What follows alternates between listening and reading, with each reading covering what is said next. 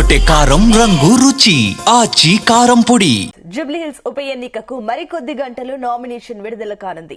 ఇప్పటికే ఈ ఉప ఎన్నికకు అధికార కాంగ్రెస్ ప్రతిపక్ష బీఆర్ఎస్ పార్టీతో సహా బీజేపీ కూడా తమ అభ్యర్థులను ప్రకటించాయి. నోటిఫికేషన్ విడుదల కావడంతో నామినేషన్ల పర్వం ప్రారంభం కానుంది. ఈ నెల 21వ తేదీ వరకు నామినేషన్లు స్వీకరిస్తారు. 22న నామినేషన్ల పరిశీలన ఉంటుంది. ఇక 24వ తేదీ వరకు నామినేషన్ల ఉపసంహరణకు అవకాశం ఇస్తారు. ఇక నవంబర్ 11న జూబ్లీహిల్స్ నియోజకవర్గానికి ఉప ఎన్నిక పోలింగ్ జరుగుతుంది.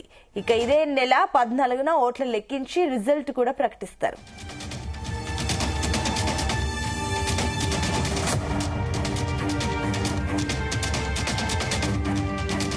ఈ అంశానికి సంబంధించి మరిన్ని డీటెయిల్స్ మా చీఫ్ న్యూస్ కోఆర్డినేటర్ రాధాకృష్ణ అందిస్తారు. Radhakrishna. Good morning Sunitha.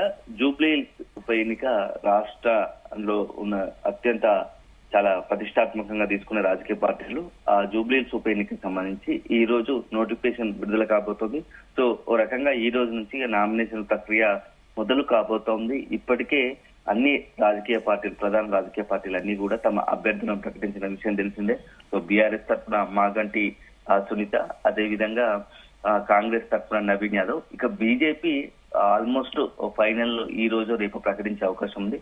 So అభ్యర్థులు ఖరారైన నేపథ్యంలో నామినేషన్లు కూడా త్వరలోనే వారు వేసే అవకాశం కనపడుతూ ఉంది. సో 15, 17 తేదీలు, 15, 16, 17 తేదీలో మంచి ముహూర్తాలు ఉన్న నేపథ్యంలో 15వ తేదీ రోజు బీఆర్ఎస్ అభ్యర్థి మాగంటి సునీత, అదేవిధంగా 17వ తేదీ కాంగ్రెస్ అభ్యర్థి నవీన్ యాదవ్ నామినేషన్లు దాఖలు చేసే అవకాశం కనబడతా ఉంది. సో మొత్తంగా ఈ యొక్క నామినేషన్ల ప్రక్రియ ముగియగానే ఇక ప్రచారం జోరందుకునే అవకాశం కనబడతా ఉంది. అన్ని పార్టీలు కూడా ఈ యొక్క ఉప ఎన్నికను అత్యంత ప్రతిష్టాత్మకంగా తీసుకుంటున్నాయి.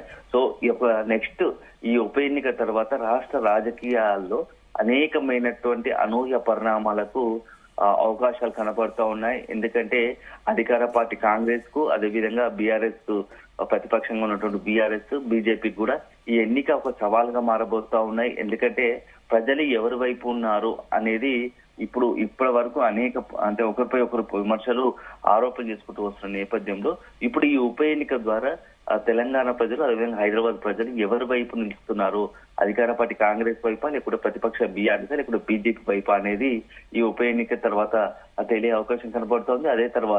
అదే సందర్భంలో ఉప ఎన్నిక తర్వాత ఫలితం తర్వాత అనేకమైనటువంటి కీలకమైనటువంటి రాజకీయ పరిణామాలకు కూడా అవకాశం కనబడుతూ ఉంది. ఎందుకంటే ఏ పార్టీకి డ్యామేజ్ జరిగినా, అంటే ఏ పార్టీ గెలిచినా ఒక రకంగా ఉంటుంది, ఓడితే కూడా అదే స్థాయిలో పరిణామాలు కనబడుతున్నాయి. సో పార్టీల్లో అంతర్గతంగా ఈ యొక్క ఎన్నిక ప్రభావం ఉంటుందని చెప్పేసి రాజకీయ విశ్లేషకులు అంచనా వేస్తా ఉన్నారు. మొత్తంగా అయితే ఇప్పటికే అన్ని గత 2 రోజులుగానే బీఆర్ఎస్ అభ్యర్థి కావచ్చు, అదేవిధంగా బీజేపీ కాంగ్రెస్ అభ్యర్థి నవీన్ యాదవ్, సునీత ఇంటర్నల్ గా అంతర్గతంగా ఎప్పుడో ప్రచారం మొదలు పెట్టారు. సో నియోజకవర్గంలోని ప్రతి ఒక్క గడపను తాకుతూ అందరినీ పలకరిస్తూ ప్రచారాన్ని హోరెత్తిస్తున్నారు.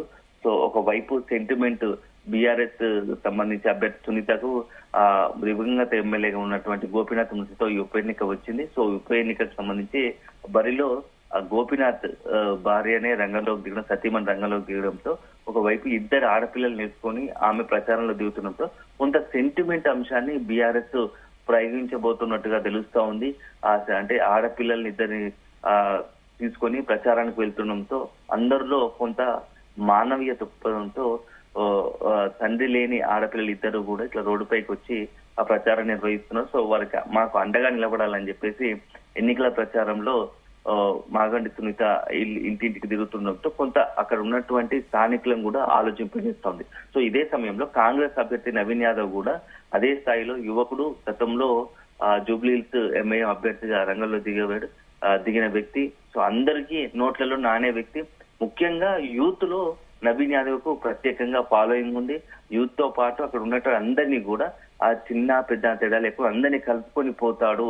సో గతంలోనే ఎప్పుడు 80,000 ఓట్లు పైగా సాధించి అందరినీ కూడా ఆశ్చర్యపడుతున్న నవీన్ యాదవ్ ఇప్పుడు అధికార పార్టీ కాంగ్రెస్, అదేవిధంగా ఎంఐఎం కూడా కాస్త మద్దతు ఇస్తున్న నేపథ్యంలో నవీన్ యాదవ్ కూడా తన శాయశక్తిగా ప్రయత్నించి ఈ ఎన్నికను గెలవాలని చూస్తున్నాడు. మరోవైపు బీజేపీ కూడా కేంద్రంలో తమ ఉన్న అధికారంలో ఉన్నాం కాబట్టి మోడీ చేస్తున్నటువంటి మంచి పనులే ఖచ్చితంగా ఇక్కడ రాష్ట్ర ప్రభుత్వము గతంలో బీఆర్ఎస్ అదేవిధంగా కాంగ్రెస్ ఇప్పుడు అధికారంలో కాంగ్రెస్ రెండు పార్టీలకు అవకాశం ఇచ్చారు.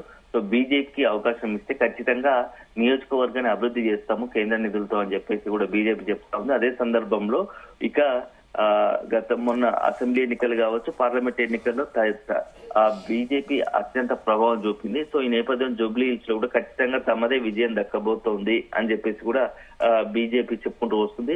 ఏదేమైనా ఈ మూడు పార్టీలు అత్యంత ప్రతిష్టాత్మకంగా తీసుకున్న నేపథ్యంలో ఈ రోజు ఆ నోటిఫికేషన్ రాబోతోంది. నోటిఫికేషన్ వచ్చిన తర్వాత ఈ యొక్క నామినేషన్ ప్రక్రియ మొత్తంగా కూడా ప్రారంభం కాబోతోంది. 21 తేదీ మధ్యాహ్నం 3 గంటల వరకు కూడా నామినేషన్లు ఉండబోతున్నాయి. సో నామినేషన్ తర్వాత ఎవరైనా ఇంకా ఆ నామినేషన్ సంబంధించి ఉపసంహరించుకునే వాళ్ళు ఉపసంహరించుకునే ఫైనల్ గా ఒక లిస్ట్ తయారు చేస్తారు. సో ఎవరు బరిలో ఉంటారు అనేది ఆ తర్వాత ఎన్నిక ప్రక్రియ ప్రచారం నవంబర్ 11వ తేదీన ఎన్నిక జరగబోతోంది. సో 14న రిజల్ట్ రాబోతోంది. సో మొత్తంగా అయితే ఎన్నికకు సంబంధించి అధికారులు పూర్తి స్థాయిలో ఏర్పాటు చేశారు. అదే సందర్భంలో ఇప్పటికే ప్రధాన పార్టీలకు సంబంధించిన ప్రధాన నాయకులంతా కూడా రంగంలోకి దిగబోతున్న ప్రచారంలో ఇప్పటికే బీఆర్ఎస్ సంబంధించి కేటీఆర్ ప్రచార బాధ్యతలు తన భుజాన వేసుకోగా కాంగ్రెస్ తరఫున అధికార పార్టీ తరఫున మంత్రులు పొన్నం ప్రభాకర్ గౌడ్తో పాటు మంత్రులందరూ కూడా జూబ్లీ హిల్స్ ఉప ఎన్నికలు ఇప్పటికే అనేకమైనటువంటి అభివృద్ధి కార్యక్రమాలు సంబంధించి చేపట్టారు. అదే సందర్భంలో ఇప్పుడు ఎన్నికల ప్రచారంలో కూడా దూసుకుపోయే అవకాశం కనబడతా ఉంది.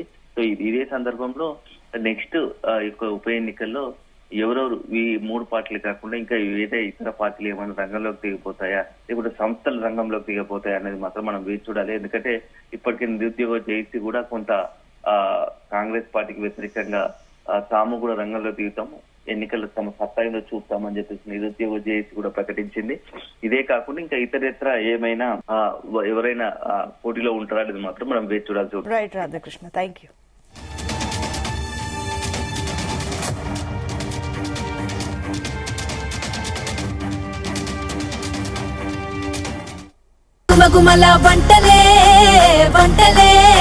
తెరకొట్టే కారం రంగు రుచి ఆచి కారం పొడి.